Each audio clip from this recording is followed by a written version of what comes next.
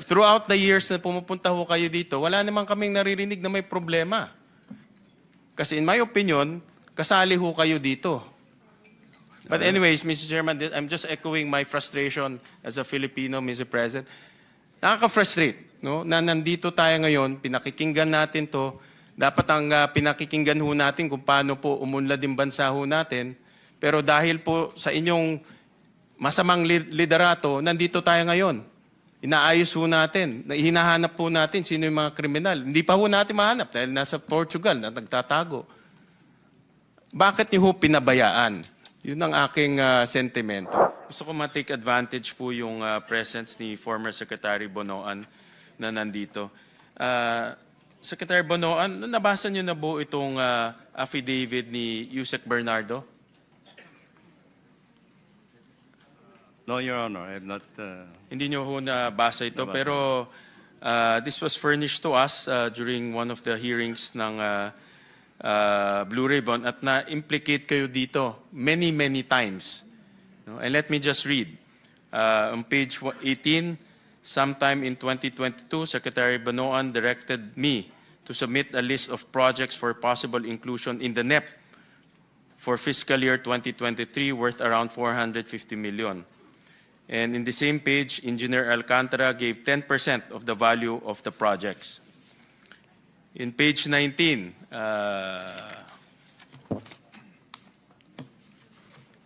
similarly, on 2023, Secretary Bonoan directed me to submit a list of projects for possible inclusion in the NEP for fiscal year 2024 worth around 150 million. Engineer Alcantara gave 15% of the value of the projects. In page 19, in the year 2024, Secretary Bonoan also directed me to submit a list of projects for possible inclusion in the NEP for fiscal year 2021, 900 million.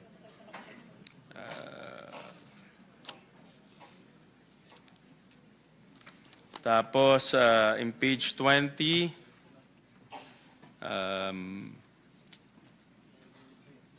the value of the projects that I handled for Secretary Manny Bonoan was at least 5 billion per annum for the years 2023, 2024, 2025 with a 15% average commitment. Of this 15% average commitment, Secretary Manny Bonoan, 75% usually would give me 25% of the commitment, with the rest of the commitment shared between him and Secretary Cathy Cabral. And in one of our budget hearings, I believe, kinumpute po ito ni Chairman Senator Lacson and Senator Kiko Pangilinan, ang SOP na napunta sa inyo is worth 2.25 billion pesos since 2022. Well, ano po ang masasabi niyo ho dyan? I think, Your Honor, I think this is something. Well, I think I issued a denial on this at one point in time when I learned about. I have not read the entire affidavit, but I issued a denial to it. I don't even recall actually talking about any projects at all. If there will be proposals from them, I just. No, but this is very clear na meron kayong allocated amount at nagsasubmit sila ng project sa inyo at binibigyan kayo ng kickback. Wala ho 10%, 15%, and pag sinuma ho natin lahat yan, aabot yan to 2.2 billion pesos. I completely deny, Your Honor. I don't have any allocable amount. Mamaya, pagsasalita namin si Congressman Leandro Libiste. Opo. And I think he will negate what you just stated, na wala kayong allocable. Kung hindi man allocable, baka non-allocable. Pero meron.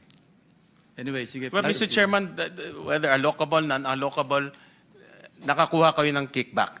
Wala po. And the fact is, nandito tayo ngayon dito sa hearing because for the last 4 years, pinabayaan yung nangyayari ito under your watch. You're the Secretary of the DPWH. 3 years, 2 years, 3 years. secretary kayo ng DPWH, may mga ghost projects, may 20-25% nangyayari sa ilalim po ng inyong opisina. Kaya ako ho, personally, ako naniniwala po ako dito eh. Paano ho isang secretary palalampasin nyo itong nangyayari sa atin? Kaya ho tayo nandito sa ganitong sitwasyon ngayon eh. Your Honor, as Secretary of the Department, I have general oversight. I have general oversight of all the implement. Pero kung kasali ho kayo dito sa mga kickback, And yung this is- oversight na yan, walang kwenta ho yan. And this is what I deny, Your Honor. Ano nyo, hindi ko ho makita. Sa Bulacan, sa Davao Oriental, may ghost project. Lahat ng kasamahan nyo, alam in 2025 na kickback na nangyari. Kayo lang hindi nakakaalam eh. Your Honor, I was the one actually who reported to the President where the ghost projects are in 2025. Nung pumutok na ho to, nung nag-privilege speech na Senator Lacson dito Hindi sa po. Senado. But throughout the years na pumupunta ho kayo dito, wala namang kaming naririnig na may problema. Kasi in my opinion, kasali ho kayo dito. But anyways, Mr. Chairman, I'm just echoing my frustration as a Filipino, Mr. President. Nakaka-frustrate, no? Na nandito tayo ngayon, pinakikinggan natin to. Dapat ang pinakikinggan ho natin kung paano po umunlad yung bansa ho natin. Pero dahil po sa inyong masamang liderato, nandito tayo ngayon. Inaayos ho natin. Hinahanap po natin sino yung mga kriminal. Hindi pa ho natin mahanap dahil nasa Portugal na nagtatago. Bakit niyo ho pinabayaan? Yun ang aking sentimento. But wag na ho kayong sumagot. I don't expect you to admit that, but I'm just airing out my frustration, Mr. Chairman. Thank you. Maraming salamat po. I just want to take exception kasi sinabi nyo, ang trabaho nyo as DPWH Secretary, oversight. I cannot accept that because hands-on kayo, secretary kayo. I cannot imagine Secretary Dizon exercising oversight function over his own department. So kindly correct that because that is not correct. Your Honor, what I'm saying is actually as Secretary, I exercise overall supervision, authority, Not oversight. and oversight. Because I also Sabi rely nyo on kanina, my people. ini-impress nyo, oversight lang kayo. But, I Mr. also Chairman, rely- as Secretary, you exercise control. I Control. You have control over the department. Yes, Your all the Honor. way to the last janitor. Yes, Your Honor, but I also rely on my people under me to cooperate, to do the job that they're Secretary, supposed 3 years, to do. 365 days, nandoon kayo. Wala kayo naririnig 25%, 20%. Eh kami naririnig na ho namin, yung pumuputok na ho siya. Anyways, again, I'm just airing out my frustration as a Filipino. Talagang, alam niyo ho, Chairman, talagang frustrated rin. Kasama ko yung mga ibang mga kababayan natin. Napakasama ng loob sa mga nangyayari. At imagine niyo ito, nangyari ito sa ilalim po ng liderato ho ninyo. No? Tinuturo nyo mga subalterns ninyo, mga subordinates. Are you thinking ahead? You're planning to invoke the Arias Doctrine? Mabuti nandito yung DOJ. Mukhang anticipate nyo na kung ano yung defense ni Secretary Bernardo, Secretary Bonoan. Mag-i-invoke yan ng Arias Doctrine. Your Honor, what I'm just trying to say is actually, in the hierarchy of the department, of course, I exercise overall supervision, no? But I have also undersecretaries under me, assistant secretaries, regional directors, and Ang point district ko, engineers. Mr. Secretary, parang you're thinking ahead. Kung sakaling nasa korte na, yun ang i-invoke ninyo. Anyway, are you done?